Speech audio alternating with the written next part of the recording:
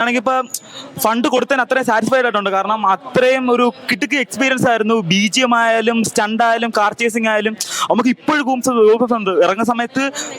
ഇപ്പോഴും അതിങ്ങനെ ഓരോ ട്വിസ്റ്റുകളും കാര്യങ്ങളും എല്ലാം ഇപ്പൊ സ്റ്റണ്ടായ പോലും ഇപ്പൊ മനസ്സിലുണ്ട് ആ ഒരു. പിന്നെ വില്ലന്റെ കേസ് മെയിൻലി പറയേണ്ട വില്ലന്റെ കേസാണ്. ചുമ്മാ ഒന്ന് മാസ്കൂളാണ് അങ്ങനത്തെ ഐറ്റം വരുന്നു. അപാര സിനിമ, അത് കൂടെ ഒന്നും പറയാനില്ല. വരിക, കാണുക, എൻജോയ് ചെയ്യുക, അത്രേ ഉള്ളൂ. പക്കാ തിയേറ്റർ എക്സ്പീരിയൻസ് ആണ്. OTT ഇറങ്ങാൻ വേണ്ടി നിൽക്കുക ചെയ്യരുത്, വരിക, കാണുക. പക്കാ തിയേറ്റർ എക്സ്പീരിയൻസ് ആണ്. BGM സ്റ്റണ്ടും എല്ലാം ആരും മിസ്സാക്കരുത്. ലാസ്റ്റ് ഒരു ട്വിസ്റ്റ് ഉണ്ട്, അത് വന്ന് കണ്ടേ വരത്തുള്ളൂ. ഓക്കെ, അത്രേ ഉള്ളൂ. നല്ല പടം വരുന്ന ചേട്ടാ. വന്ന് ഇറങ്ങിയപ്പോൾ തന്നെ നല്ല BGM ആ എക്സ്പീരിയൻസും തിയേറ്റർ എക്സ്പീരിയൻസും മമ്മൂട്ടിയൊക്കെ ആക്ഷൻ സീക്വൻസ് ഒക്കെ ഭയങ്കര രസമുണ്ടായിരുന്നു. നല്ല പടം. കൂടുതൽ BGM തന്നെ. ക്രിസ്റ്റോ സേവിയറിന്റെ BGM മിഥുൻ മാനുവലിന്റെ റൈറ്റിങ്ങും ഹോസ്റ്റലറൊക്കെ വെച്ച് നോക്കുമ്പോൾ മിഥുൻ മാനുവൽ നല്ല ഇമ്പ്രൂവ് ചെയ്തിട്ടുണ്ട്. വൈശാഖ് നല്ല ഇമ്പ്രൂവ് ചെയ്തിട്ടുണ്ട്. നല്ല പടം. നല്ല കിടിലൻ സിനിമ. ക്ലൈമാക്സ് കുറച്ചും കൂടെ, പക്ഷേ BGM നമുക്ക് ഒരുപാട് ഫൈറ്റ് ഉണ്ട്.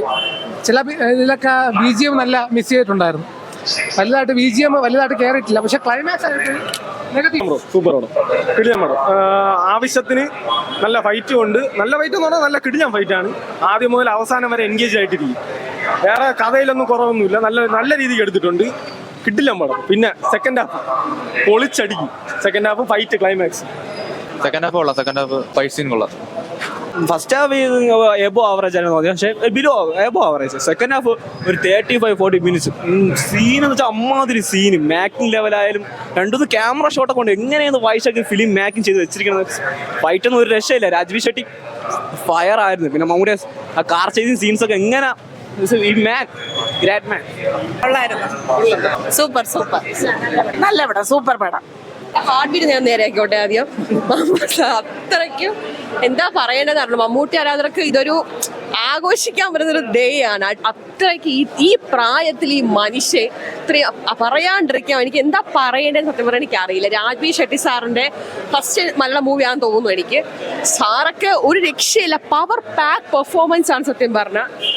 എനിക്കൊരു ലാസ്റ്റ് ക്ലൈമാക്സ് LCU ഒക്കെ ഫീൽ ചെയ്തിട്ടുണ്ടായിരുന്നു. എന്താണ് ഈ അടുത്ത ടെർബോ സെക്കൻഡ് പാർട്ട് വരുന്നതെന്ന് ഒരുപാട് എക്സൈറ്റ്മെന്റ്. സത്യം ഒരു ആക്ഷൻ ത്രില്ലർ തന്നെയാണ് മൂവി.